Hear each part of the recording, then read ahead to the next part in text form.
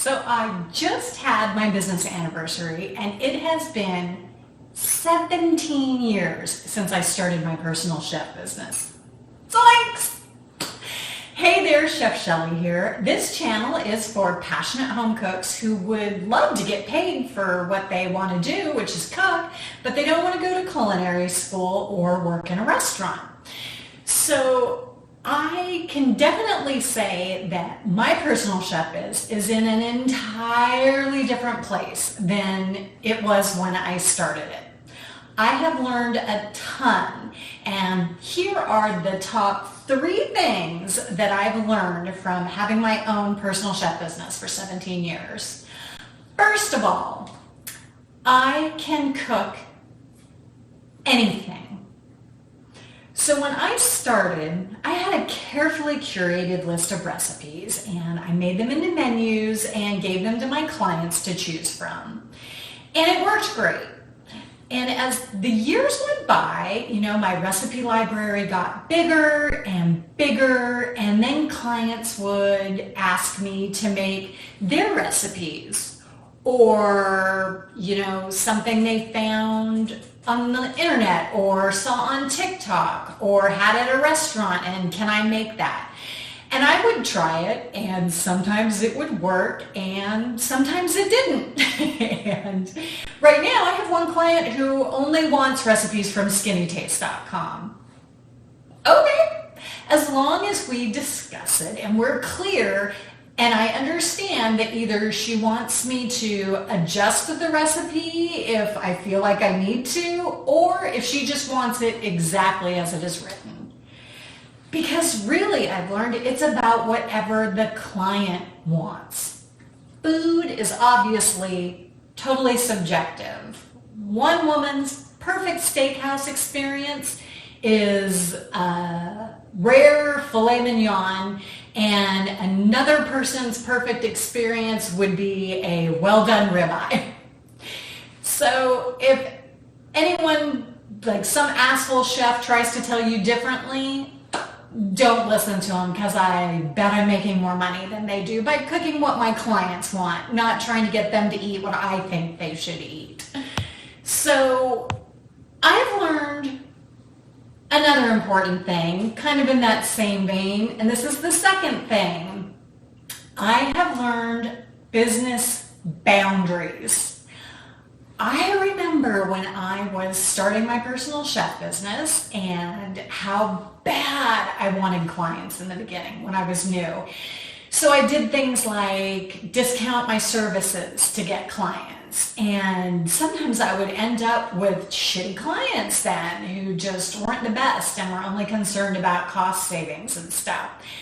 And something else that would happen is I would go out of my area 30 to 45 miles away, and then my cook days were taking me 1.5 times as long, but I was making the same amount of money.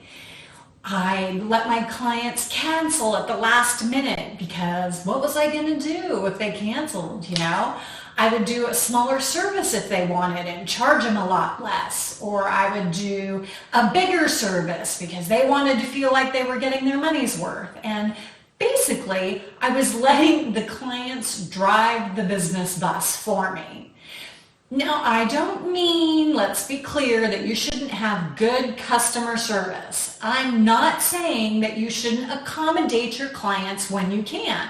What I'm saying is, I've learned that I decide what my service offering is, and then I accommodate my clients within my service offering. Right now in my business, weekly meal prep is $600 plus groceries. You can see my pricing, anybody can, right up on my website. And generally that's about 5 to 8 entrees. And if someone comes to me and they want a small service for 2 people, 3 entrees and 2 servings of each service or each entree, that's just not a service that I offer. I'm more than happy to do it, but that is my rate. So if someone is farther than 15 or 20 miles away, I'm sorry, but I don't serve that area, but I can totally refer you to someone who does. If someone like has a communication problem, like I can't get their menu in a timely manner, then I tell them what the deadline is and I don't hold their cook day for them. Unless it's an emergency or whatever. I'm not talking about that. I'm talking about chronic problem clients. Or they don't pay in a timely manner. Then we just have a coming to Jesus meeting. Or maybe they're traveling all summer long and they want me to hold their Monday spot, which is, by the way, the most desired spot for weekly clients. They want to have the food to start their week off. So that's fine. If they're going to be gone all summer, they can pay a fee to hold their Monday spot. Or they can just check with me when they're back and see what I have available if I have anything. So let me assure you, the only people who have a problem with any of this are crappy clients who will make your business life a living hell. And seriously, if you're just starting out, I know it doesn't feel like it right now, but you just want a client. But I'm telling you, right now you have that I just want a client energy, and you're gonna, you just want a client that'll pay you to cook, but you do not want these problem clients. It's not worth it. And again, difference between accommodating a client's needs, clients having emergencies come up. Yes, we're all human. Again, that's not what I'm talking about. You only need a handful of weekly meal prep clients. So get the absolute best ones that you can. Finally, number 3, I have learned the actual value of my services. Having a personal chef is not the same thing as picking up pre-made food from some storefront, because you're getting what you pay for. It is a premium service, and there is a reason why clients are choosing this over those other options. It could be that they have special dietary needs that need to be accommodated, or they have health issues. It might be that they are super picky eaters. They want to be able to choose exactly what they want, exactly how, have it prepared exactly how they want it.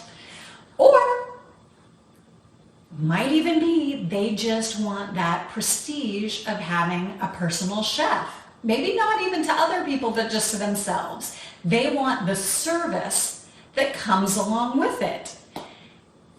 What you have to realize at the end of the day is they don't want to do it themselves. They consider their time as way more valuable to be doing something else besides planning, shopping, cooking, cleaning.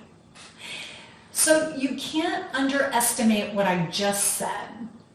They consider their time more valuable than these things they don't want to do. And it's because of this, they're not only willing to pay for someone else to do it, but they're willing to pay for the value of their time, not what you think the value of your time is. So do not price yourself too low. These people know that they get what they pay for.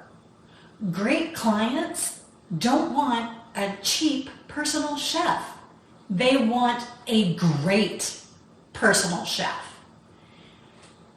So listening to this and a little bit about my business and these things I've learned, if you're thinking about starting your own personal chef business and it sounds interesting, you can get my free guide on how to do weekly meal prep, exactly what I do for my clients every week in my business.